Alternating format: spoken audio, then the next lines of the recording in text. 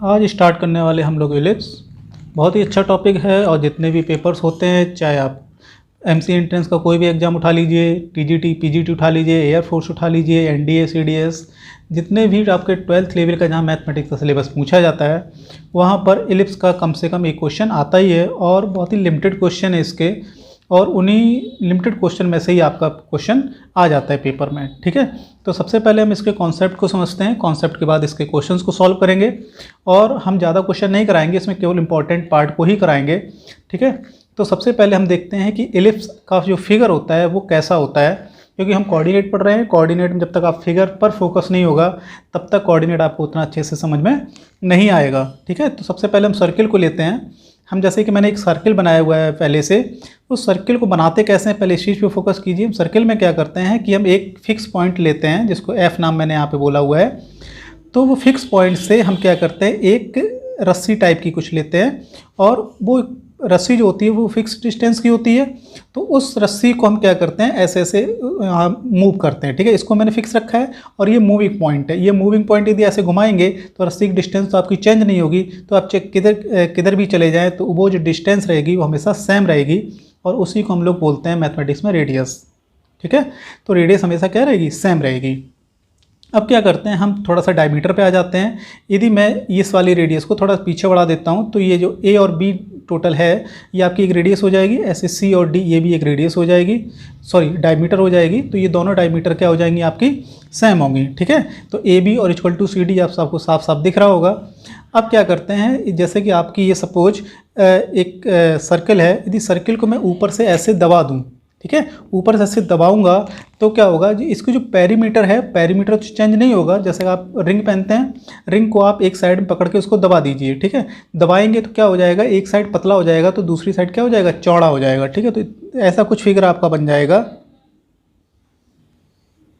इस तरह से कुछ फिगर बनेगा। ठीक है, तो इसका जो पेरीमीटर है वो चेंज नहीं हुआ है। क्या क्या चेंज हो गया है, यदि आप जो ए बी इसमें देख रहे थे वो अब ए बी आपका इस तरह से हो चुका होगा, मतलब ए बी पहले से बड़ा हो चुका होगा। ठीक है, और जो सी डी आप पहले से देख रहे थे वो सी डी पहले से छोटा हो चुका होगा। राइट, तो अब फर्क आ गया है। यदि मैं इसका नाम ए बी उन्हीं पॉइंट का ए बी जिसमें इसको नाम दिया था, इसमें भी इसको ए बी वही नाम दे रहा हूँ, इसको सी डी दे रहा हूँ। ठीक है, तो यहाँ पे आपको देखने को मिला होगा कि जो ए बी है अब वो सी डी से क्या हो चुका है, बड़ा हो चुका है। ठीक है, अब मैं क्या करता हूँ, थोड़ा सा मैं और दबा दूँ इसको, तो सी डी और भी कम हो जाएगा। सी डी यदि और कम होगा तो ए बी क्या हो जाएगा, ए बी थोड़ा सा और चौड़ा हो जाएगा। ठीक है, आप ऐसे ही दबाते चले जाइए तो लास्ट में क्या हो जाएगा, बिल्कुल एक पतला सा इस तरह से कुछ डिजाइन आपका बन जाएगा, जिसमें कि धीरे धीरे आपका सी डी क्या हो रहा है, लगभग जीरो की तरफ बढ़ रहा है, और जो ए बी है वो आपका काफ़ी बड़ा हो चुका है। ठीक है, ए बी धीरे धीरे बढ़ता जा रहा है और सी डी आपका घटता जा रहा है। ठीक है, ऐसे ही काम क्या कर सकते हो, आप ऐसे करके दबा सकते हो।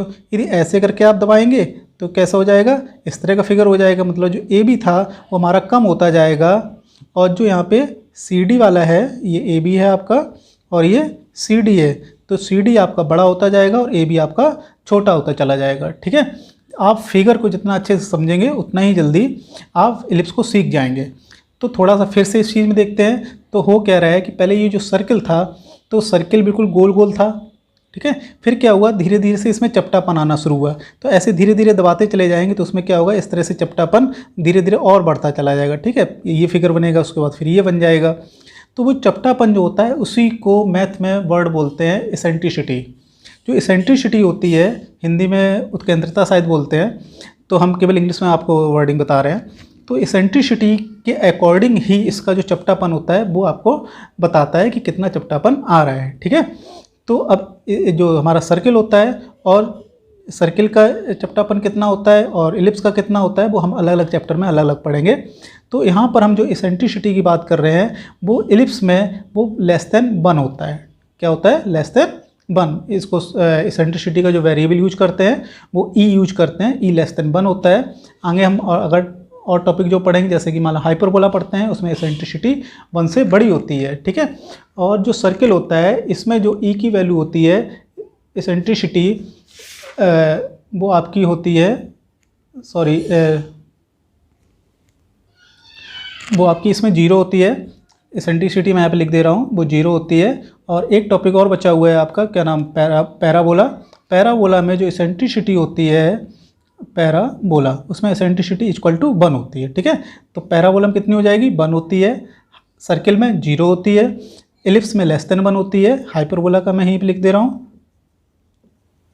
हाइपरबोला की एसेंट्रिसिटी 1 से बड़ी होती है आपकी, राइट। तो ये सारे टॉपिक आपको मतलब ये डायरेक्ट आपके पेपर में पूछे जाते हैं कि इसकी eccentricity less than 1 greater than 1, ये भी पूछा जाता है। और क्या होता है, जैसे कि लेस देन 1 है तो लेस देन 1 कुछ भी वैल्यू हो सकती है, ठीक है। लेस देन 1 मतलब कि इसकी जो वैल्यू होती है 0 से 1 के बीच में होती है, राइट। ये नेगेटिव नहीं जाता है एसेंट्रिसिटी।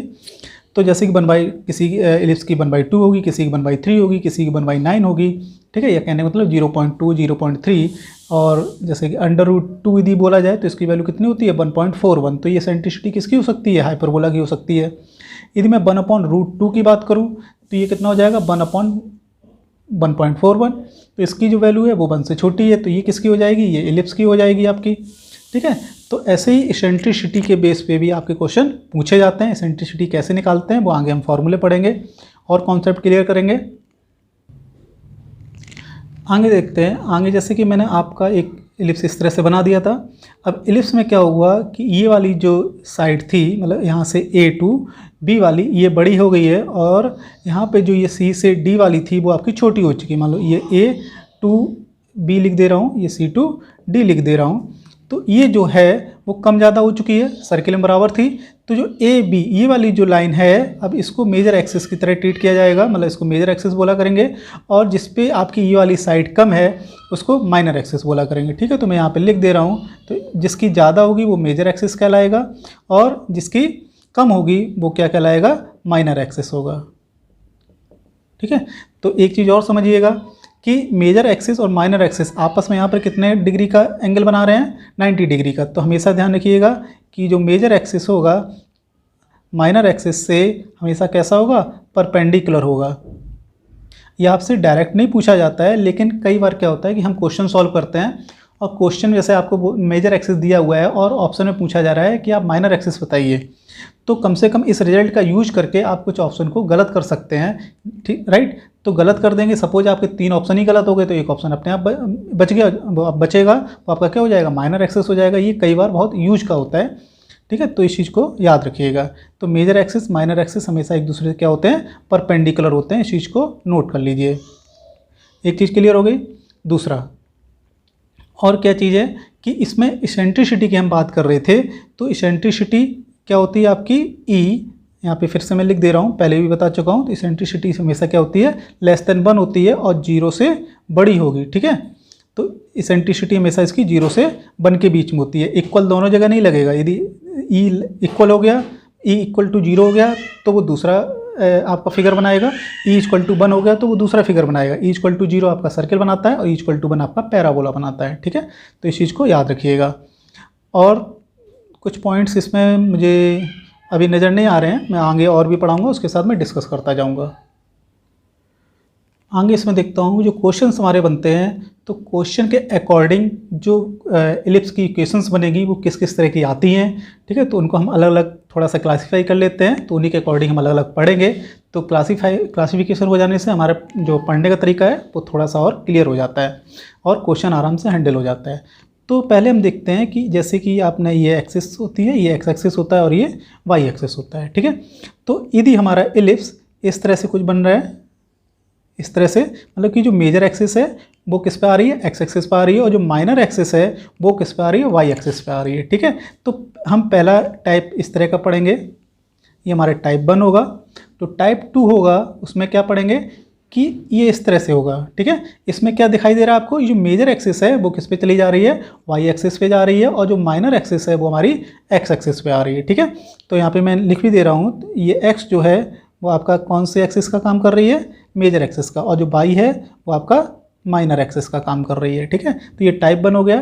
टाइप 2 में क्या करने वाले हम लोग, एक्स एक्सिस ये माइनर एक्सिस होगा क्योंकि इसकी साइड छोटी है, और जो वाई एक्सिस है ये अब मेजर एक्सिस का काम करेगी, ठीक है। यदि इस तरह के क्वेश्चंस आते हैं तो हम टाइप 2 में पढ़ेंगे।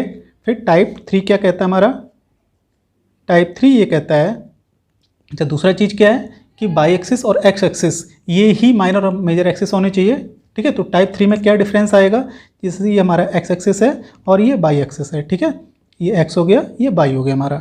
तो अब मैं क्या कर रहा हूँ, तो इनका जो एक्स एक्सिस बाई एक्सिस का जो इंटरसेक्शन हो रहा था, जिसको हम यहाँ पर सेंटर बोलते हैं एलिप्स में, ये सब कहाँ पे होगा, ऑरिजिन पे होगा, राइट। तो यदि मैं इस पूरे को शिफ्ट कर दूं, शिफ्ट करने का मतलब इसकी जो मेजर एक्सिस होगी वो एक्स एक्सिस के पैरेलल हो और माइनर एक्सिस हो वो बाई एक्सिस के पैरेलल हो, ठीक है। जैसे सपोज मैंने इसको शिफ्ट उठा के ऐसे कर दिया, तो यदि आप देख रहे होंगे तो यहाँ पे ये माइनर एक्सिस है और ये वाली इसकी मेजर एक्सिस है। तो ये क्या हो रही है, ये जो मेजर एक्सिस है वो किसके पैरेलल है, एक्स एक्सिस के, ठीक है, पैरेलल टू एक्स एक्सिस। और यहाँ पे जो ये वाली एक्सिस है ये मेजर हो गई, ये वाली क्या है आपकी माइनर एक्सिस है। ये जो माइनर एक्सिस है वो किसके पैरेलल है, बाई एक्सिस के पैरेलल है, ठीक है। तो ये मेरा तीसरा टाइप हो जाएगा। ऐसी चौथा टाइप आप समझ गए होंगे किसकी हम बात करना चाह रहे हैं, टाइप 4। टाइप 4 में जैसे मैंने इसमें टाइप 1 से टाइप 3 बनाया हुआ है, ऐसे टाइप 2 से टाइप 4 बनेगा हमारा। तो उसमें भी क्या हो जाएगा, एक्स एक्सिस और बाई एक्सिस के पैरेलल ही हमारी मेजर एक्सिस और माइनर एक्सिस शिफ्ट हो जाएंगी, ठीक है। तो ये टाइप 4 हो जाएगा। अब आती है टाइप 5 की। टाइप 5 क्या कहता है कि जैसे कि टाइप 4 यहाँ पे मैं क्लियर कर दे रहा हूँ, ठीक है। टाइप 5 की बात करता हूँ यहाँ पर। टाइप 5 क्या है, ये हमारा एक्स एक्सिस है और ये हमारा बाई एक्सिस है, ठीक है। यदि मैं एलिप्स इस तरह से बना दूं तो इसकी जो मेजर एक्सिस है और माइनर एक्सिस है, क्या वो एक्स और बाई के पैरेलल है, बिल्कुल पैरेलल नहीं है, ठीक है। तो जो ये हमारा 5th वाला क्वेश्चन बन जाता है। और इससे रिलेटेड क्वेश्चन थोड़े कम पूछे जाते हैं और जो भी पूछे जाते हैं उसमें बस ये पूछा जाता है कि इसकी मेजर एक्सिस बताइए और माइनर एक्सिस बताइए, ठीक है, जो कि बहुत ईजी है। जो ईजी तो है लेकिन वो किताबों में ईजी नहीं है, जब मैं बताऊंगा तब वो ईजी हो जाएगी कि उससे मेजर एक्सिस माइनर एक्सिस कितने आसानी से हम निकाल लेते हैं। और उसी चीज़ को जब आप किताबों में देखेंगे और लोगों की वीडियो देखेंगे तो उसमें आपको फ़र्क दिख जाएगा कि मैंने कितने उसको आसान तरीके से सॉल्व किया हुआ है और उन लोगों ने उसी क्वेश्चन को कितना कठिन बना दिया है, राइट। तो हमारे साथ जुड़े रहिए, लाइक करते रहिए, सब्सक्राइब करते रहिए। आपको मैं जितना अच्छा हो सकता है उतना अच्छा बताने की कोशिश करूँगा, ठीक है। जितना आसानी से मैंने एंट्रेंस एग्ज़ाम निकाले हैं, कोशिश करूँगा कि आपके भी उतनी ही आसानी से एंट्रेंस एग्ज़ाम सारे निकल जाएँ।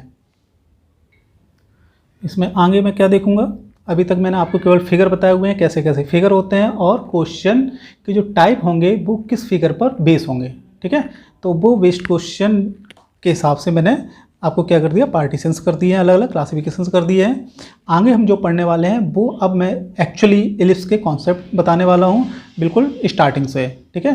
तो किस तरह की उसकी इक्वेशंस होती हैं, कैसे कैसे उसके जो एलिप्स होते हैं उसका फोकस क्या होता है, एसेंट्रिसिटी क्या होता है, लेटिस रेक्टम क्या होता है और ऑर्डिनेट क्या होता है, डबल ऑर्डिनेट्स क्या होता है, ठीक है। तो ऐसे बहुत सारे इसके अभी पॉइंट्स हैं वो हम डिस्कस करने वाले हैं, जो कि इस प्योर क्या है, मैथमेटिक्स के पॉइंट्स हैं, ठीक है। तो और एक एक पॉइंट्स को आप क्या करेंगे, नोट करते जाएंगे, क्योंकि इसमें बहुत टाइप के क्वेश्चन, बहुत ज़्यादा टाइप के क्वेश्चंस नहीं है, लिमिटेड क्वेश्चन है। बस क्या होता है कि केवल न्यूमेरिकल वैल्यू चेंज होती है, ठीक है। तो एक क्वेश्चन को समझिए और उसके हर पॉइंट को नोट आउट करते जाइए कि एक्चुअली इसमें देखो हमने लेटेस्ट रेक्टम कैसे निकाला है। यदि ऐसा क्वेश्चन आएगा तो इसमें लेटेस्ट रेक्टम ऐसे निकलता है, यदि इसमें ये चेंजमेंट्स आ जाएगा तो लेटेस्ट रेक्टम ऐसे निकलेगा। तो मैं एक ही क्वेश्चन में काफ़ी चीज़ें बताने की कोशिश करूँगा और उनको क्या करेंगे, आप वीडियो को पॉज करते जाएंगे बीच बीच में और उन चीज़ों को नोट डाउन करते जाएंगे। फिर थोड़ा सा वीडियो देखेंगे, फिर नोट डाउन करेंगे, फिर थोड़ा देखेंगे, नोट डाउन करेंगे और समझते जाएंगे साथ में, और उनको पीछे का रिवीजन भी साथ में करते जाएंगे, ठीक है। जब पूरा हमारा वीडियो खत्म हो जाएगा उसको एक बार फिर से रिवाइज कीजिए, जहाँ पे डाउट्स हों उनको एक बार वीडियो फिर से देखिए और जब तक आपका क्लियर ना हो जाए वीडियो को बार बार देखिए।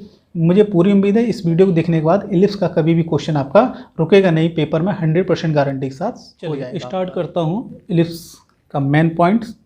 चलिए, आपको पहले मैंने एक जनरल इक्वेशन आपको बताई हुई थी, लिख लेता हूँ फिर से।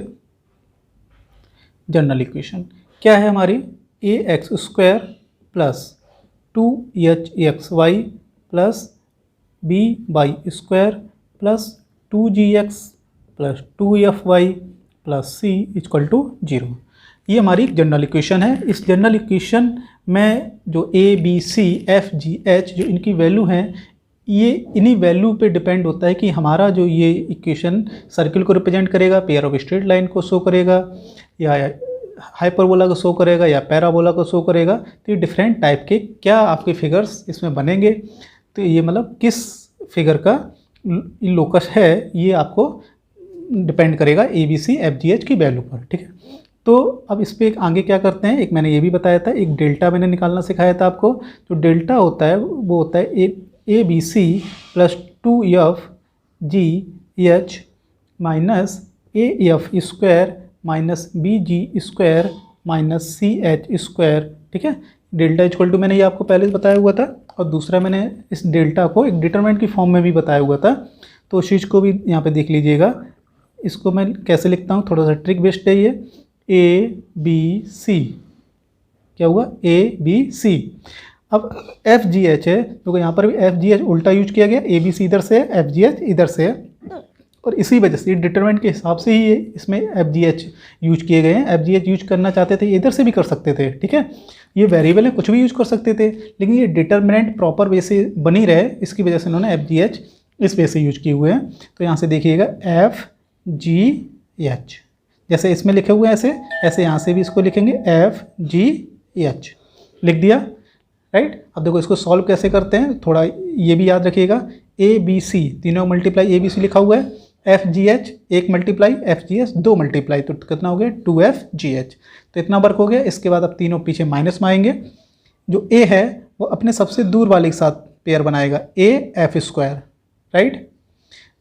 अब जो यहाँ पे देखिएगा B है वो इसके साथ पेयर बनाएगा BG स्क्वायर, और जो C अपने सबसे दूर वाले फिर से बनाएगा और CH स्क्वायर, ठीक है। तो हिसाब से बना होता है AF square CH square BG square. और इस वैल्यू को सॉल्व करेंगे, तो इस वैल्यू को सॉल्व करेंगे तो हमारे पास दो तरह के रिजल्ट आएंगे, या तो आंसर 0 आएगा या तो 0 नहीं आएगा, यही दो हो सकते हैं, इसके अलावा तो पॉसिबल नहीं होता कुछ। तो यदि 0 आया तो क्या रिजल्ट हो जाता है, तो ये जो पेयर ऑफ मतलब ये जनरल इक्वेशन है, ये पेयर ऑफ स्ट्रेट लाइन को शो करता है, पेयर ऑफ स्ट्रेट लाइंस, ठीक है। मतलब कि इसमें 2 लाइंस इंक्लूड है, ठीक है। अब वो दोनों सेम हो सकती हैं, दोनों डिफरेंट हो सकती हैं, वो उसके कई रूल्स अलग अलग हैं, उसको हम पेयर ऑफ स्ट्रेट लाइन में बता चुके हैं। इमेजिनरी भी हो सकती हैं, रियल भी हो सकती है, ठीक है। और नॉट इक्वल टू 0 ये मैंने अभी आपको केवल सर्किल में बताया हुआ था, और सर्किल के साथ साथ अब आगे टॉपिक भी हम बढ़ चुके हैं, तो इनको सारे हम डिस्कस कर लेते हैं। क्या क्या हो सकता है कि डेल्टा की वैल्यू क्या होगी, ठीक है, तब कब सर्किल बनाएगा क्या नहीं बनाएगा। तो ये जो डेल्टा नॉट इक्वल टू 0, तो इसमें बहुत सारी चीज़ें बनेंगी। क्या क्या बनेंगी तो मैं लिख लेता हूँ यहाँ पे। सर्किल हो सकता है, सर्किल के बाद पैराबोला आता है आपका, पैराबोला के बाद एलिप्स पढ़ते हैं आप, एलिप्स के बाद हाइपरबोला पढ़ते हैं, राइट। तो ये जो है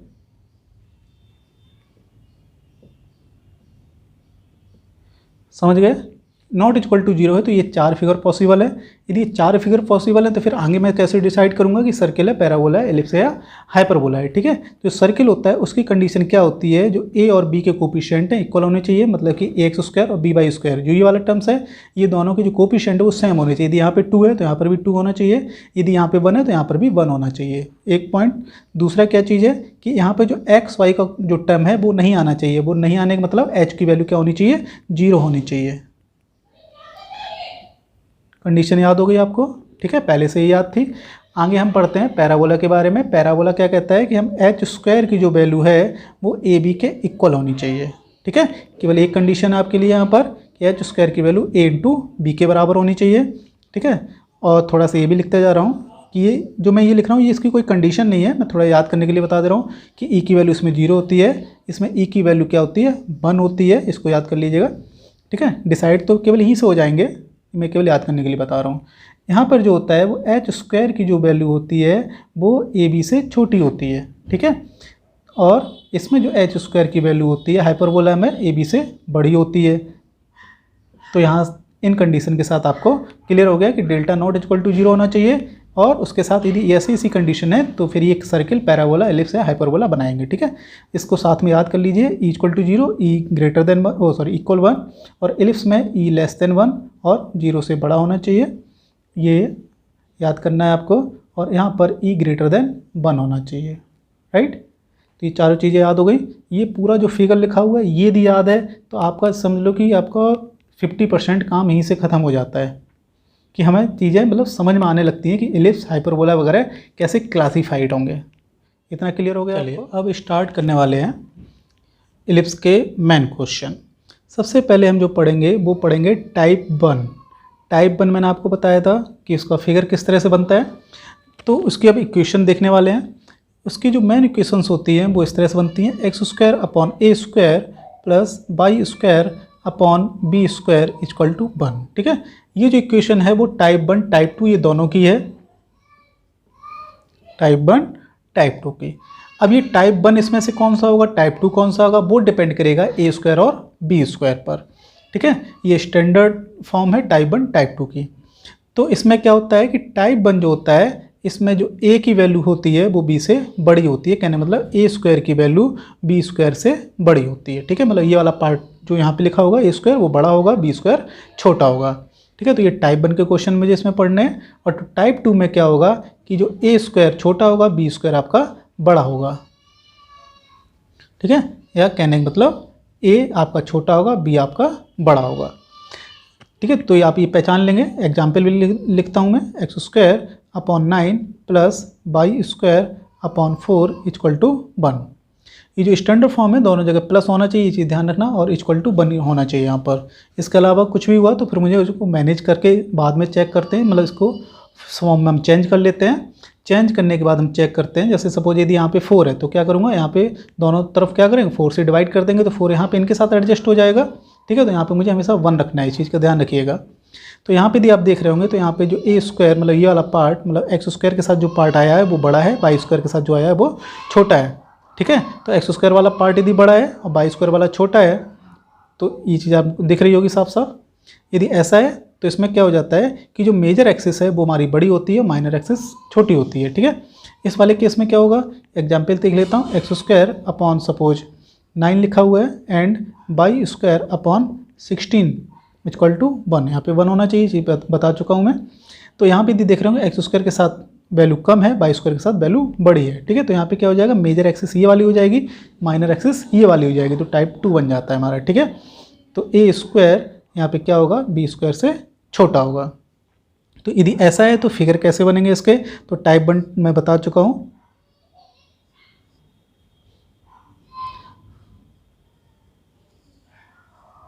इसका फिगर इस तरह से बनेगा और इसका जो फिगर होगा वो कुछ इस तरह से बनेगा।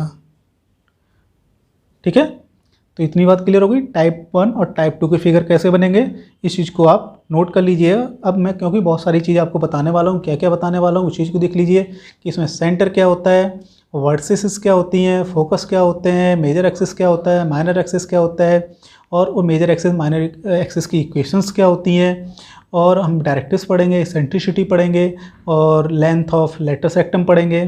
ठीक है, length of semi lateral rectum पढ़ेंगे, फोकल डिस्टेंस किसी पर्टिकुलर पॉइंट की पढ़ेंगे, और सम ऑफ फोकल डिस्टेंस का एक क्वेश्चन काफ़ी आता रहता है, सेंट्रिसिटी का क्वेश्चन आता रहता है, लेटरल रेक्टम बहुत पूछा जाता है। तो ये जो सब क्वेश्चंस हैं, अब मैं पहले इन वर्ड को पहले क्लियर करूँगा कि ये होते क्या है। जब ये क्लियर हो जाएंगे तभी तो आपको क्वेश्चन कर पाएंगे। तो एक एक पॉइंट आप नोट करते रहिए कि मेजर एक्सिस माइनर एक्सिस अभी मैं हल्का हल्का बता चुका हूँ, अब मैं आगे और भी इसको डीपली डिस्कस करने वाला हूँ। और क्या क्या पॉइंट आउट करते रहना है कि कौन सा पॉइंट, कौन सी लाइन कौन एक दूसरे से कितना एंगल बना रही है, कौन सा पॉइंट कहाँ लाई कर रहा है, इन सब चीज़ों को बहुत ध्यान रखिएगा। क्योंकि कभी कभी क्या होता है क्वेश्चन तो टफ आता है, लेकिन हम क्या करते हैं कि जो हमारे छोटे छोटे पॉइंट्स हैं कि पता है कि हमारा सपोज सेंटर जो है वो मेजर एक्सिस और माइनर एक्सिस के इंटरसेक्शन पे लाई करता है। ठीक है, इसका मतलब मेजर एक्सिस और माइनर एक्सिस दोनों को सेटिस्फाइड करेगा, तो कभी कभी इनसे भी निकाल लेते हैं। ठीक है, तो हमें बहुत कुछ हेल्प करता है कि हमें उसके कॉन्सेप्ट यदि अच्छे क्लियर हैं तो वो हमें पेपर में बहुत सारे क्वेश्चन सॉल्व कर देता है। क्यों होता है क्या कि कोई ज़रूरी नहीं कि आप किसी क्वेश्चन को पूरा प्रोसेस ही सॉल्व करें। मुझे क्या चाहिए, ABCD में से 4 में से कोई एक आंसर चाहिए, साम दाम दंड भेद ABCD में से मुझे एक सही आंसर चाहिए। तो सही आंसर चाहिए मतलब ज़्यादा से ज़्यादा नंबर चाहिए। ठीक है, गलत हो गया तो -1 मिलेगा, छोड़ा है तो 0 मिलेगा। तो बेटर क्या है कि हमें कुछ भी करूँ मुझे नंबर चाहिए। यदि 4 नंबर का एक MCQ है तो आपको 4 में से 4 जितने ज़्यादा मिल सकें, जितने ज़्यादा मिलेंगे टोटल स्कोरिंग अच्छी होगी, अच्छा कॉलेज मिलेगा, अच्छी रैंक बनेगी। ठीक है, आगे इसको कंटिन्यू करते हैं। अब फिगर बनाने वाला हूँ, इसमें बहुत सारी खिचड़ी पकने वाली है, छोटे छोटे पॉइंट्स हैं, देखते जाइएगा। अच्छा नहीं बनेगा कोई बात नहीं, समझ में आना चाहिए। अरे बहुत गंदा बना है, ठीक है, कोई बात नहीं, भावनाओं को समझिए। ठीक है, अभी क्या कर रहा हूँ मैं, केवल टाइप 1 आपको समझाने की कोशिश करूँगा, ठीक है। कौन सा? टाइप 1। टाइप 1 आप समझ गए होंगे कि जिसमें मेजर एक्सिस बड़ी होती है और माइनर एक्सिस छोटी होती है, ठीक है। तो ये एक्स एक्सिस है, ये बाई एक्सिस है, और इसमें एक्स एक्सिस और बाई एक्सिस जो हैं वो ही आपके मेजर और माइनर एक्सिस हैं, ठीक है। तो इसमें जो सबसे बड़ा है तो वो आपका क्या है, ये मेजर एक्सिस हो गया, ये आपका माइनर एक्सिस हो गया, ठीक है। तो मैं यहाँ पे लिख लेता हूँ कि यहाँ पे मेजर एक्सिस, ठीक है। यदि मेजर एक्सिस की बात करूँ तो इसमें जो इक्वेशन ऑफ मेजर एक्सिस होती है वो आपकी क्या बनेगी, ये एक्स इक्वल टू क्या होता है, ये एक्स लाइन को क्या लिखते हो, बाई इक्वल टू 0। क्लियर? इसको मैं टाइप 1 को यहाँ पे लिख भी देता हूँ, कैसा होता है, x square upon a square plus y square upon b square equal to 1। Clear? अच्छा, एक एग्जाम्पल भी लिख लेता हूँ क्योंकि इसके साथ समझाता भी जाऊँगा मैं। एक्स स्क्वायर अपॉन यहाँ पे कितना लिख लूँ, 16, और बाई स्क्वायर अपॉन यहाँ पे लिख लेता हूँ 9 इक्वल टू 1। ए स्क्वायर की वैल्यू कितनी है, 16, तो ए की वैल्यू कितनी होगी आपकी, 4, ठीक है। प्लस माइनस 4 मत करिएगा, वो ज़रूरत पड़ेगी, लेकिन ए की वैल्यू आप थोड़ा सा माइनस को इग्नोर करते जाइए थोड़ी देर के लिए। और यहाँ पर बी की वैल्यू आपको कितनी दिखाई दे रही है, 3 दिखाई दे रही है, ठीक है। तो इक्वेशन आपको साफ साफ क्लियर है कि मेजर एक्सिस जो होगी वो ये वाली हो जाएगी, और माइनर एक्सिस देख लेते हैं। माइनर एक्सिस बाई एक्सिस होगी इसमें, और इसकी जो इक्वेशन होगी वो आप जानते हो क्या होगी, एक्स इक्वल टू 0, ठीक है। बाई एक्सिस की जो इक्वेशन होती है क्या होती है, इस पर एक्स का जो कोफिशिएंट मतलब कि एक्स की वैल्यू होती है वो हमेशा 0 रहती है, जिसकी वजह से इसको एक्स इक्वल टू 0 लाइन बोला जाता है। ये चीज़ क्लियर हो गई आपको, ठीक है।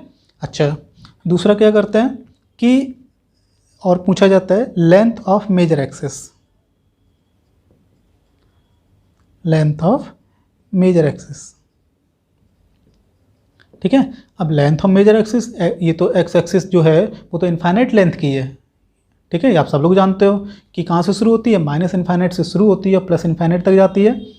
तो इनफाइनाइट लेंथ नहीं हो गई, क्या है यहाँ पर मैं ये देखता हूँ कि जो मेजर एक्सिस पे ये जो कट हो रहा है यहाँ, और ये इसकी लेंथ आपसे पूछना चाह रहे हैं, ठीक है। आप पूरी लेंथ नहीं पूछ रहे हैं, तो लेंथ ऑफ मेजर एक्सिस जो निकाला जाएगा वो हम कैसे निकालेंगे, तो मुझे क्या चाहिए, एक्स के कोऑर्डिनेट्स चाहिए।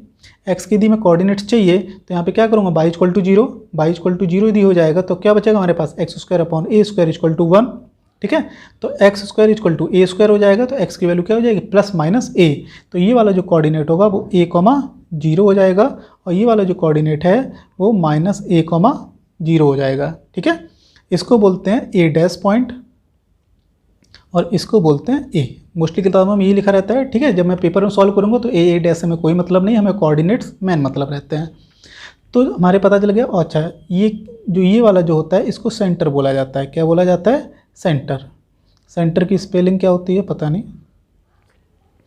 तो सेंटर जो होता है वो मेजर एक्सिस और माइनर एक्सिस का इंटरसेक्शन पॉइंट होता है, ठीक है। तो आपको इस केस में यहाँ पर ये क्या है, ये तो ऑरिजिन है, ये स्टैंडर्ड फॉर्म है, तो स्टैंडर्ड फॉर्म में इनका जो सेंटर होगा वो आपका ऑरिजिन पे होता है, ठीक है। तो आप देखने को मिल रहा होगा यहाँ पे, यहाँ से यहाँ कितनी डिस्टेंस है ए, यहाँ से यहाँ कितनी डिस्टेंस है ए, ठीक है। तो ए और ए मिलकर कितनी डिस्टेंस होगी टोटल, 2a। ये बात समझ में आ गई होगी। तो ऐसी लेंथ ऑफ आपकी इसका निकाल लूँगा माइनर एक्सिस लेंथ, तो आपको ये समझ में आ गया होगा, ये 2b होने वाला है, ठीक है। और वो कैसे होगा, क्योंकि इस एक्सिस पे x की वैल्यू 0 होती है, यहाँ पे 0 पुट कर दूंगा तो y square upon b square equal to 1, तो यहाँ से बाई की वैल्यू प्लस माइनस b निकलेगी। तो इसके कोऑर्डिनेट 0, b, और ये वाला जो हो जाएगा 0, -b, ठीक है। किताबों में इसका कोऑर्डिनेट का नाम b लिख देते हैं और इसको b डैश लिख देते हैं। क्लियर? अच्छा, यदि आप इससे समझना चाहते होंगे तो इससे ये जो कोऑर्डिनेट्स हैं वो 4, 0 और -4, 0 हो जाएगा, और इसके और ये जो बाई वाला है वो 0, 3 और 0, -3 हो जाएगा, ठीक है। तो यहाँ तक इतनी बात तो आपको समझ में आ गई होगी। और क्या चीज़ है, और जहाँ पर ये कट करते हैं तो उनके कोऑर्डिनेट्स भी आपको निकालने सीख गए होंगे, और जो कोऑर्डिनेट्स हैं इन्हीं को आप क्या बोलते हैं, जो कोऑर्डिनेट्स जो मेजर एक्सिस वाले हैं, ठीक है। जो मेजर एक्सिस वाले जो कोऑर्डिनेट्स हैं उनको वर्टिसेस से बोला जाता है, क्या बोला जाता है, वर्टिसेस ऑफ मेजर एक्सिस, ठीक है। मतलब यदि आपको केवल वर्टिसेस बोला जाए तब भी आप समझ जाइए किसकी हम बात करते हैं, मेजर एक्सिस की बात करते हैं, ठीक है। क्योंकि जब हम टाइप 2 पढ़ेंगे तब वो हमारे कोऑर्डिनेट्स ऐसे ऐसे हो जाएंगे, ठीक है। मेजर एक्सिस इधर पहुंच जाएगी तब वो उसके जो कोऑर्डिनेट्स होंगे वो वर्टिसेस बोले जाते हैं, ठीक है। इसका ज़्यादा यूज नहीं है लेकिन आप थोड़ा सा ध्यान रखिएगा। तो ये मेजर एक्सिस के अकॉर्डिंग चलता है, तो ये क्या हो जाएंगे +-a,0, ठीक है। जो मेजर एक्सिस यहाँ पे कट कर रहे हैं मेजर एक्सिस, तो वो क्या हो जाएंगे आपके वर्टिसेस कहलाएंगे, ठीक है। इनके भी कोऑर्डिनेट याद रखिएगा, लेकिन इसको वर्टिसेस नहीं बोलते हैं, इसको डायरेक्टली याद रखना होगा। तो हमारे अभी क्या क्या क्लियर हो गया, मेजर एक्सिस क्लियर हो गया और उनकी लेंथ क्लियर हो गई, वर्टिसेस क्लियर हो गया, और सेंटर भी यहाँ पे थोड़ा सा एक बार फिर से देख लेते हैं। सेंटर क्या होता है, सेंटर जो होता है वो intersection of major and minor axis, ठीक है। तो मेजर और माइनर एक्सिस का जो इंटरसेक्शन होता है वो क्या हो जाएगा, आपका सेंटर हो जाएगा। तो इस केस में पर्टिकुलर वाले में जो ये टाइप 1 पढ़ रहा हूँ, तो इसमें क्या होता है, वो ऑरिजिन होता है, ठीक है। इस केस में ऑरिजिन होता है लेकिन अदर केस में ऑरिजिन नहीं होता है, वो शिफ्ट होता रहता है इधर उधर, ठीक है। तो ये सारी चीज़ें क्लियर हो गए आपको पॉइंट्स। इसमें आगे देख रहे हैं कि इलिप्स में फोकस क्या होता है और डायरेक्ट्रिक्स क्या होता है, ठीक है। और इन दोनों पॉइंट्स पे बहुत ज़्यादा पेपर में फोकस रहता है, इसलिए आप भी बहुत ज़्यादा फोकस कर लीजिए पहले से, फोकस एंड डायरेक्ट्रिक्स, ठीक है। तो क्या करते हैं और इसको समझने की कोशिश करते हैं। ये मैंने एक लाइन खींची हुई है जो कि मेजर एक्सिस के परपेंडिकुलर, थोड़ा इन चीज़ों को याद रखिएगा थोड़ा सा कि कौन किसके परपेंडिकुलर होता है, ठीक है। ये एक डायरेक्ट्रिक्स है और ये क्यों है, क्या है और इसकी प्रॉपर्टीज़ क्या होती हैं, ये चीज़ हम समझेंगे अभी। और यहाँ पर मैंने एक पॉइंट लिया हुआ है, ठीक है, इसको बोलते हैं एफ नाम दिया हुआ है और इसको पूरा नाम है इसका फोकस, ठीक है। फोकस क्या है, अच्छा ए फोकस ये होता है, यहाँ पर भी होता है, इसलिए 2 हो जाते हैं और फोकस को प्लूरल फॉर्म में फोकी बोलते हैं, FOCII, ठीक है। तो क्या करते हैं कि जैसे कि मैंने एक इस पे जो एलिप्स है उस पर एक पॉइंट ले लिया है PX, Y। अब ये पॉइंट कहीं भी हो सकता है, यहाँ भी हो सकता है, यहाँ भी हो सकता है, ऐसे कहीं भी हो सकता है। मतलब कि इस वाले पार्ट को हम पहले समझने की कोशिश करते हैं। आधा बचा हुआ पार्ट ये हो गया, इधर वाले पार्ट के लिए ये फोकस काम करता है, इधर वाले पार्ट के लिए ये वाला फोकस काम करता है, ठीक है। तो हम क्या करते हैं कि इस पॉइंट्स को जो हमने लिया हुआ है उसको फोकस से मिलाते हैं और इस वाले पॉइंट को ये जो डायरेक्ट्रिक्स है उस पर एक परपेंडिकुलर ड्रॉ करते हैं, ठीक है। तो क्या हो जाएगा, यहाँ से ये F पॉइंट है, ये P है और परपेंडिकुलर जो मैंने यहाँ पे ड्रॉ किया हुआ है, सपोज ये S नाम दे दिया, ठीक है, और ये F नाम है। तो होता है क्या है कि जो PF ये हो गया और ये PS हो गया, ठीक है। इसका जो रेशियो होता है वो कांस्टेंट होता है, क्या होता है, कांस्टेंट होगा।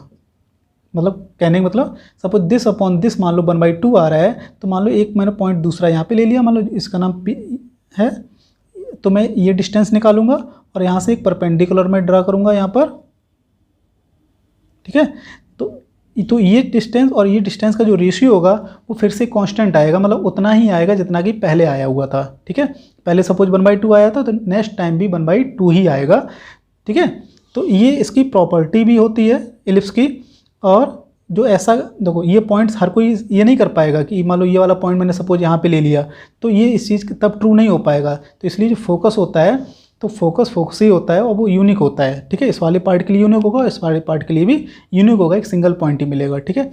और जो डायरेक्ट्रिक्स होती है इस वाले पार्ट के लिए वो भी यूनिक होगी और इस वाले पार्ट के लिए वो भी यूनिक होगी, ठीक है। ऐसे हर कोई आप मतलब बहुत सारी डायरेक्ट्रिक्स आप ड्रॉ नहीं कर सकते हो। मतलब एक इलिप्स के लिए टोटल एक डायरेक्ट्रिक्स इधर होती है, एक डायरेक्ट्रिक्स इधर होती है, केवल 2 डायरेक्ट्रिक्स होती हैं और उनके करस्पॉन्डिंग अलग अलग फोकस होते हैं। इसका इस डायरेक्ट्रिक्स के लिए वाला फोकस होगा और इस डायरेक्ट्रिक्स के लिए ये वाला फोकस होगा, ठीक है। तो इस चीज़ को समझ गए। तो आपको टोटल कितने फोकस मिलेंगे, 2 फोकस मिलेंगे, 2 ही आपके डायरेक्ट्रिक्स मिलेंगे।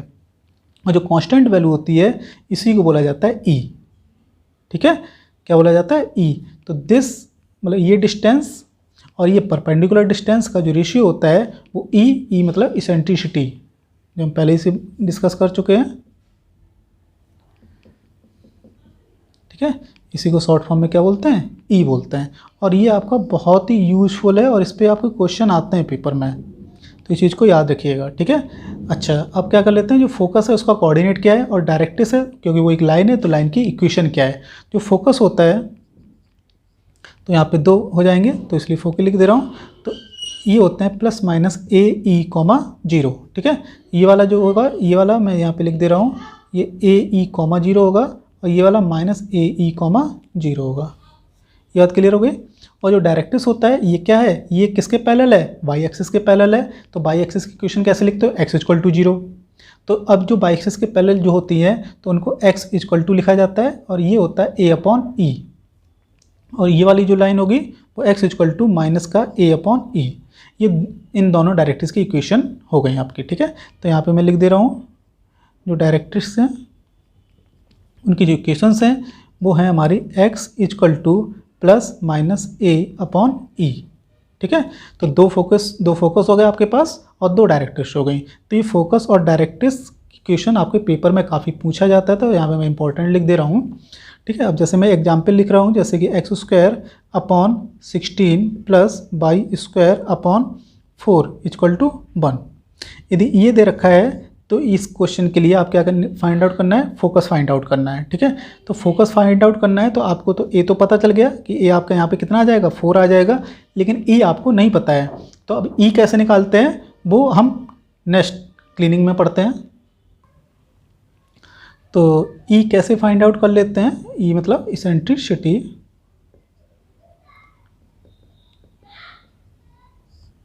ई equal to under root 1 minus b square upon a square, ठीक है। ये टाइप 1 पढ़ रहा हूँ मैं, केवल इस चीज़ को ध्यान रखिएगा, ठीक है। ये हमेशा B square upon a square नहीं रहेगा, ये टाइप 1 के लिए है, ठीक है। या फिर इसको ऐसे याद रखने के लिए ये दोनों के लिए काम कर जाता है। 1 माइनस यहाँ पे क्या कर लेंगे, सेमी माइनर, ठीक है, सेमी माइनर एक्सिस लिख देते हैं, लेकिन होता है क्या, ये length of semi minor axis, ठीक है। तो बी एक्चुअली माइनर एक्सिस की लेंथ कितनी होती है, 2b होती है। तो बी क्या हो जाएगा, सेमी माइनर एक्सिस हो जाएगा, उसका square divided by semi major axis, ठीक है। अब उनकी इक्वेशन मत लिख दीजिएगा, इक्वेशन यहाँ पे नहीं लिखनी, क्या लिखनी है, लेंथ यूज करनी है, क्योंकि हमें न्यूमेरिकल वैल्यू फाइंड आउट करनी है। तो यहाँ पर हमेशा ऊपर वाले में सेमी माइनर एक्सिस लिखते हैं और नीचे वाले में हमेशा सेमी मेजर एक्सिस लिखते हैं, चाहे वो टाइप 1 हो, चाहे टाइप 2, टाइप 3, टाइप 4, ये चारों के लिए सेम वर्क करता है, ठीक है। यदि आप धोखे में ये आपने ये वाला पार्ट ऊपर लिख दिया, ऊपर वाला नीचे लिख दिया, फ़र्क क्या आ जाएगा, क्या, जैसे कि मान लो देखो बी स्क्वायर जनरली क्या होता है, बी स्क्वायर छोटा होता है, ठीक है, ए स्क्वायर आपका बड़ा है, तो बड़ा ऊपर है, सॉरी छोटा ऊपर है और बड़ा नीचे है, तो ये ओवरऑल जो वैल्यू आएगी वो 1 से छोटी आएगी, 1 से छोटी आएगी तो 1 में से घटेगा तो पॉजिटिव वैल्यू मिलेगी और पॉजिटिव वैल्यू का अंडर रूट निकाल सकते हो।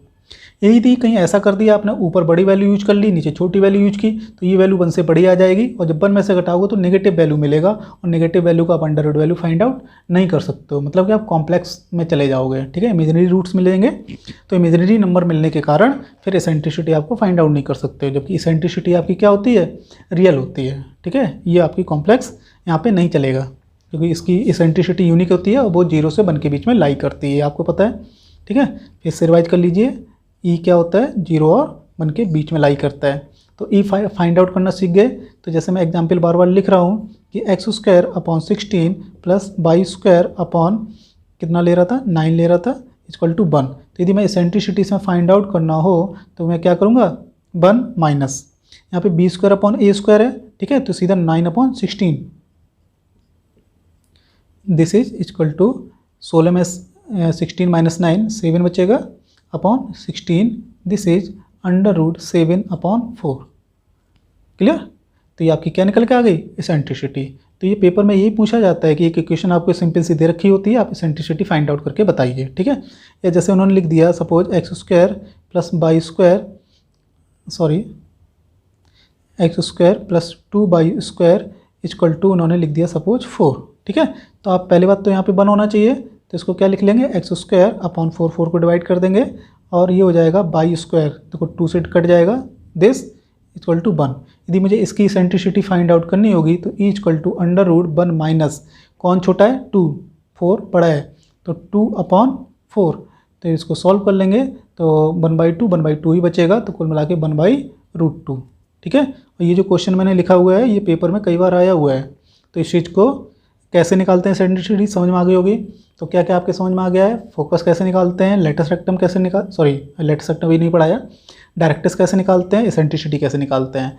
तो हमारा आगे क्या बचा हुआ है, लेटस रेक्टम पढ़ने को बचा हुआ है और focal distance of a particular point, ये 2 चीज़ें हैं और दोनों ही इंपॉर्टेंट हैं। आगे बढ़ता हूँ मैं, इसमें देख लेते हैं हम लोग लेटस रेक्टम क्या होता है। लेटस रेक्टम, ठीक है। और साथ में देख लेता हूँ ordinate and double ordinate, ordinate and double ordinates, ठीक है। क्या चीज़ होता है आपको पता है, ये मेजर एक्सिस है, ठीक है, और ये माइनर एक्सिस है। मैं क्या करता हूँ, जो मेजर एक्सिस है उसमें मैं परपेंडिकुलर ड्रॉ करता हूँ। तो परपेंडिकुलर ड्रॉ करना है तो आप यहाँ भी कर सकते हैं। परपेंडिकुलर ड्रॉ करना है, मैं यहाँ पे लिख देता हूँ पहले एक्स और वाई एक्सिस, ठीक है। ये भी ड्रा कर सकता हूँ, यहाँ ड्रा कर सकता हूँ, यहाँ ऐसे में बहुत सारे परपेंडिकुलर ड्रा कर सकता हूँ। तो जो परपेंडिकुलर ड्रॉ होते हैं वो उनको बोलते हैं ऑर्डिनेट, ठीक है। तो जो परपेंडिकुलर आप कट कहाँ कर रहे हैं उसकी वो लेंथ होती है, ठीक है, और किस पॉइंट्स पे कर रहे हैं तो वो ऑर्डिनेट्स के कोऑर्डिनेट्स होते हैं, ठीक है। तो ऑर्डिनेट्स आपके पेपर में बहुत कम पूछे जाते हैं, लेकिन ऑर्डिनेट जो है वो लेटस रेक्टम में काफ़ी यूज हो जाता है। तो अब क्या है कि अब इसमें से आपके बहुत सारे आप परपेंडिकुलर ड्रॉ कर रहे हैं, बहुत सारे कर रहे हैं। सपोज कोई एक लेटर जो ऑर्डिनेट है वो आपका फोकस से पास हो रहा है। कहाँ से पास हो रहा है? फोकस से। यदि वो फोकस से पास हो रहा है तब वो ऑर्डिनेट जो होता है वो कहलाने लगता है लेटस रेक्टम, ठीक है। तो मेन जो हमें पढ़ना है वो है लेटस रेक्टम। थोड़ी सी जानकारी इसकी भी होनी चाहिए क्योंकि इसके भी कभी कभी क्वेश्चन पेपर में आ जाते हैं, ठीक है। बहुत ही रेयर केस में आते हैं, कम आते हैं, तो जानकारी तो होनी चाहिए क्योंकि आप इलिप्स पढ़ रहे हो।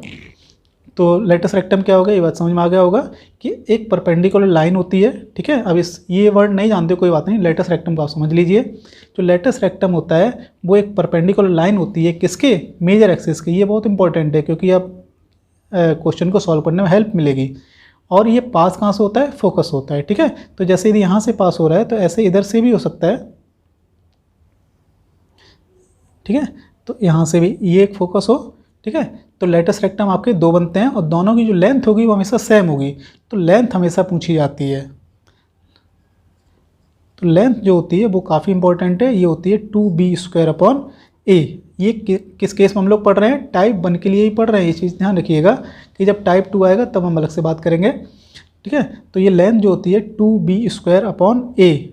बी आप समझ रहे हैं, ये माइनर एक्सिस के लिए यूज की जाती है, जो ए है वो मेजर एक्सिस के लिए यूज की जाती है, ठीक है। तो 2b² ये काफ़ी अच्छे से रट लीजिए। अच्छा, ये लेटस रेक्टम हो गया। तो सेमी लेटस रेक्टम क्या हो जाएगा? जस्ट हाफ, क्योंकि ये जो डिस्टेंस होती है ये होती है लेटस रेक्टम की लेंथ। तो इसको हम बोल लेते हैं सपोज l और ये l'। तो ये जो लेंथ आप निकाली है वो l निकाली है। तो यदि मैं सेमी लेटस रेक्टम की बात करने लगूँ,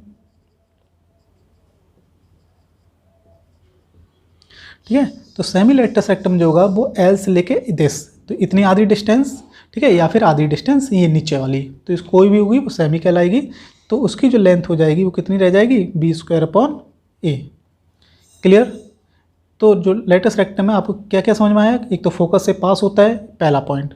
दूसरा, जो मेजर एक्सिस होता है उससे कितना एंगल बनाएगा? 90 डिग्री बनाएगा। ये बात क्लियर हो गई। अब चलो मैं फोकस का इसे कोऑर्डिनेट में यहाँ पे लिख देता हूँ। कितना होता है? AE, 0 होता है, ये सबको पता है। जब परपेंडिकुलर है तो इसका एक्स कोऑर्डिनेट क्लियर हो गया होगा कि AE होगा। ये बात समझ में आ गई। और ये लेंथ कितनी है? b²/a। तो इसका कोऑर्डिनेट कितना हो जाएगा? b²/a, ठीक है। तो लेटस रेक्टम के जो कोऑर्डिनेट हैं वो आपको समझ में आ गए होंगे, AE, b²/a, ठीक है। जब ऊपर वाला इतना है तो नीचे वाला कितना होगा? तो नीचे वाला AE तो वही रहेगा क्योंकि एक्स कोऑर्डिनेट चेंज नहीं हो रहा है, वाई कोऑर्डिनेट चेंज होगा। ऊपर पॉजिटिव होता है और नीचे नेगेटिव होता है। तो यहाँ पे प्लस और माइनस, ठीक है। प्लस ऊपर वाले के लिए हो गया और माइनस नीचे वाले के लिए हो गया, ठीक है। तो ये कोऑर्डिनेट ज़्यादा याद रखने की ज़रूरत नहीं है, लेकिन ये निकाला कैसे है ये इंपॉर्टेंट है आपके लिए। क्लियर? तो ये कब याद रहेगा कि वो फोकस से पास होना चाहिए और उसकी लेंथ कितनी है ये याद रहेगा। तो ये कोऑर्डिनेट्स अपने आप याद रहेंगे आपको, ठीक है। और बहुत इंपॉर्टेंट है, इस चीज़ को बहुत अच्छे से देखिएगा। लेटस रेक्टम के काफ़ी क्वेश्चन पेपर में आते हैं, ठीक है। डायरेक्ट फार्मूला भी पूछते हैं और डायरेक्ट ये जो मतलब b²/a, 2b²/a, ये डायरेक्ट फार्मूले पूछे गए हैं। प्लस इस पर न्यूमेरिकल भी आते हैं, बहुत सिंपल से आते हैं आपके। इसमें देखता हूँ कि focal distance of A point P। जैसे सपोज आपका ये एलिप्स दिया हुआ है, आपने ये एलिप्स बना लिया, ये आपकी माइनर एक्सिस हो गई, ये आपकी मेजर एक्सिस हो गई। आपने कोई एक पॉइंट ले लिया, आप वो कहीं भी ले सकते हो, चाहे इधर इधर इधर कहीं भी, आप जहाँ मर्जी हो, ठीक है। तो मोस्टली समझ लेकिन हम इधर ही ले लेते हैं। पी पॉइंट मैंने लिया हुआ है x, y, ठीक है।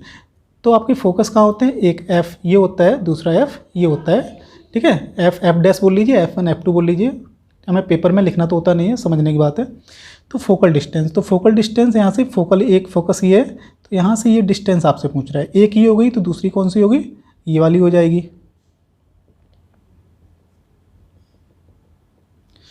क्लियर।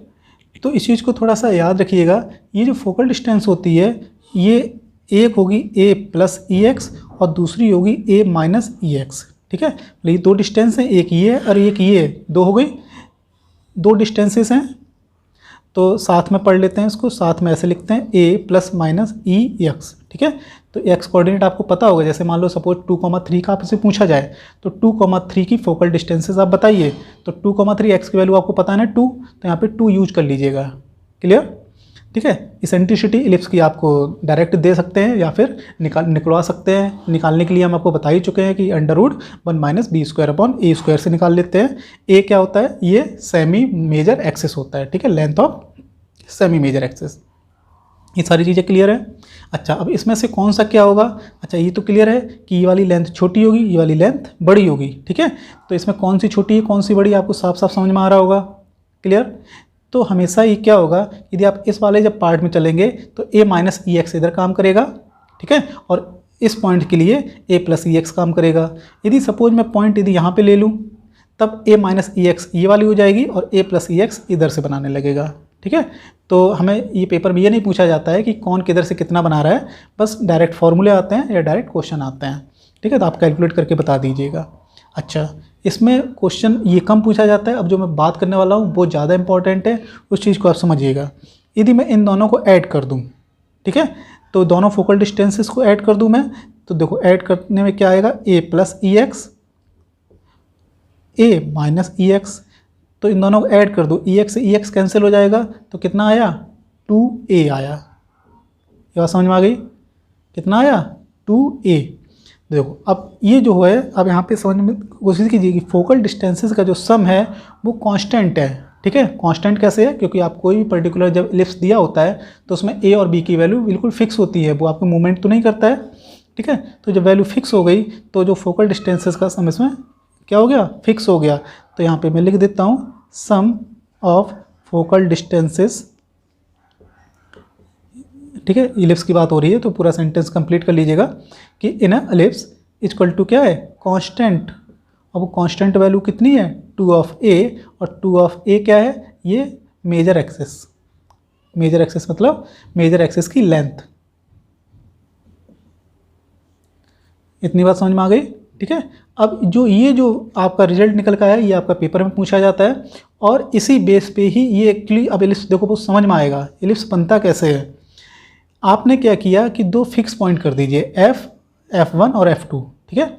जैसे आप घर पे एक ट्राई करके देखिएगा, इमेजिन करके देखिएगा कि आपने क्या किए, दो खूंटे गाड़ दिए, एक f1 नाम का एक f2 नाम का, और उसमें क्या की, एक रस्सी ली मैंने, सपोज 10 मीटर की रस्सी ली, ठीक है। और इन दोनों की जो डिस्टेंस है वो सपोज 5 मीटर है, कितनी है, 5 मीटर है, और रस्सी मैंने 10 मीटर, मतलब कि ये f1 f2 के बीच की डिस्टेंस है, उससे थोड़ी सी बड़ी रस्सी ली। अब क्या हुआ, तो रस्सी ली मैंने और उसको एक जो छोर था इससे बांध दिया, दूसरा छोर इससे बांध दिया, तो रस्सी ढीली रहेगी। और उस रस्सी में क्या किया मैंने, एक बकरी को बांध दिया। तो बकरी जब बांधेगी तो वो क्या करेगी, इधर उधर भागने की कोशिश करेगी, तो भागेगी, तो अब आप देखिएगा, तो भागेगी तो बिल्कुल ऐसी फिगर बनाएगी। ये बात समझ में आ रही है ना। तो देखो अब वो जैसे ये रस्सी थी, ठीक है, ये रस्सी अभी टेढ़ी मेढ़ी थी, बकरी ने क्या किया, उसको टाइट कर दिया। तो बकरी ने जब टाइट कर दिया होगा तो वो रस्सी तो यही रहेगी ना, ठीक है।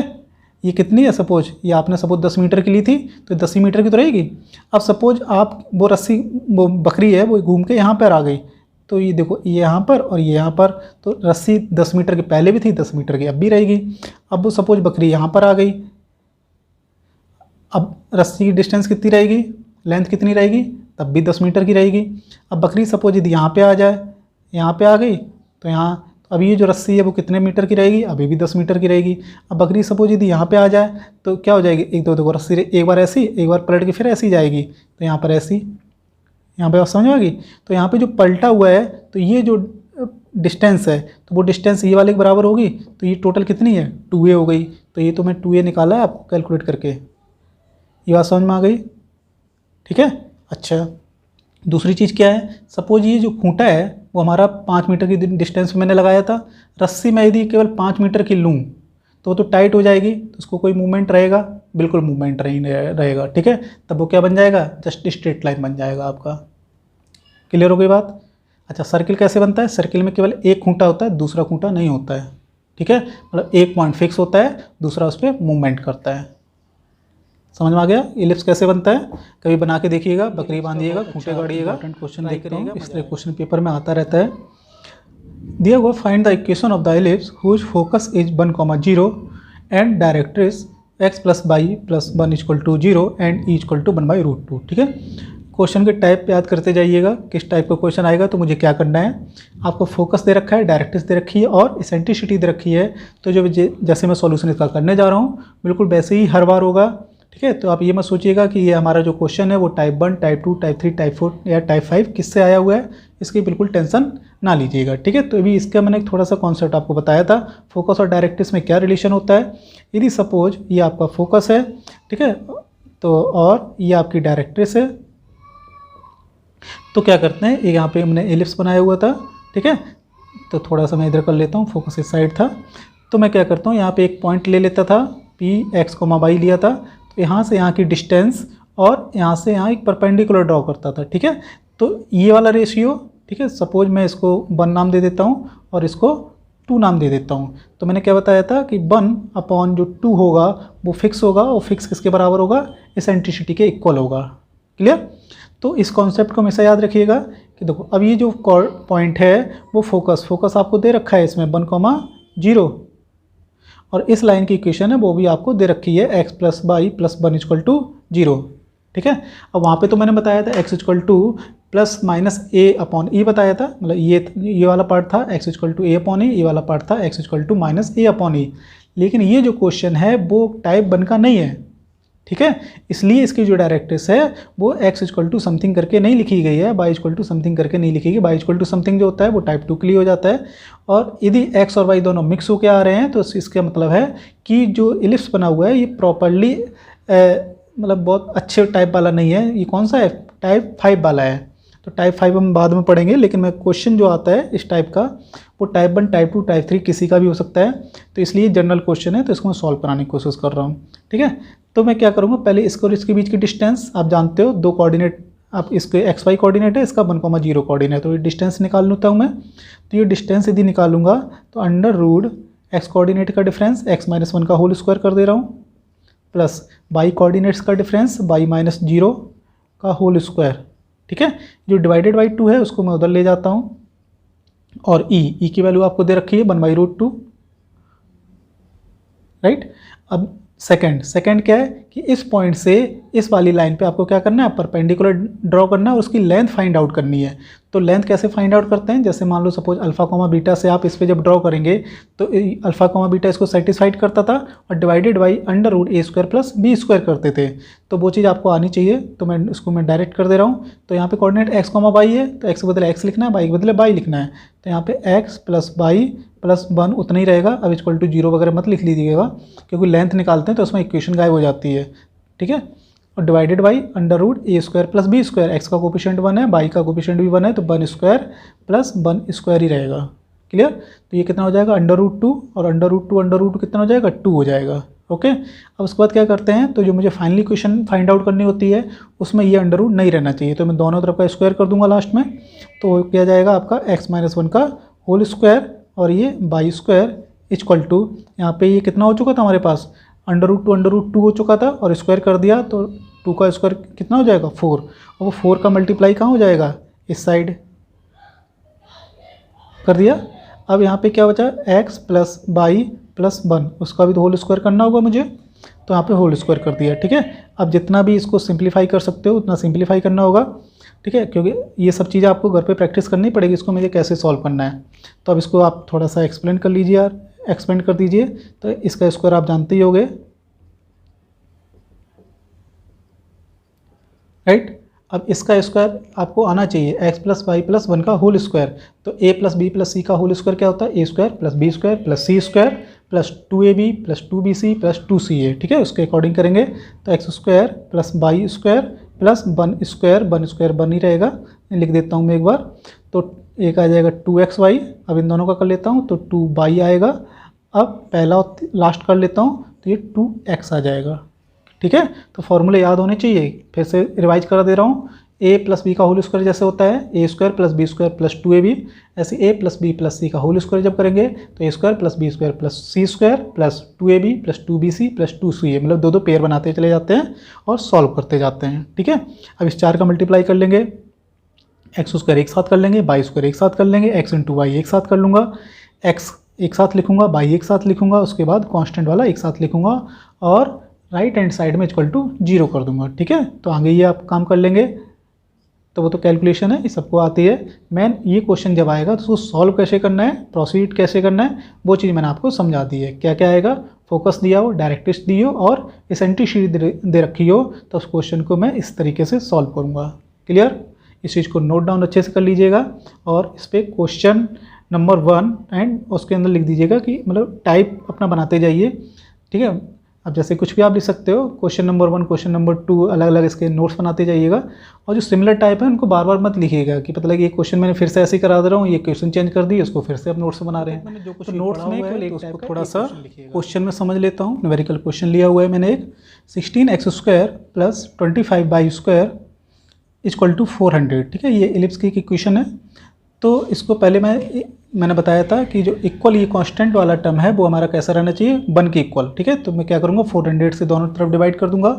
400 से यदि मैं डिवाइड करूँगा तो ये जो इक्वेशन है हमारी वो बन जाएगी 400 यहाँ, और 16 से भी इसको काटूंगा तो यहाँ पे हो जाएगा 25 प्लस वाई स्क्वायर, और यहाँ पे 400 डिवाइडेड बाई 25 ये हो जाएगा 16 इक्वल टू 1।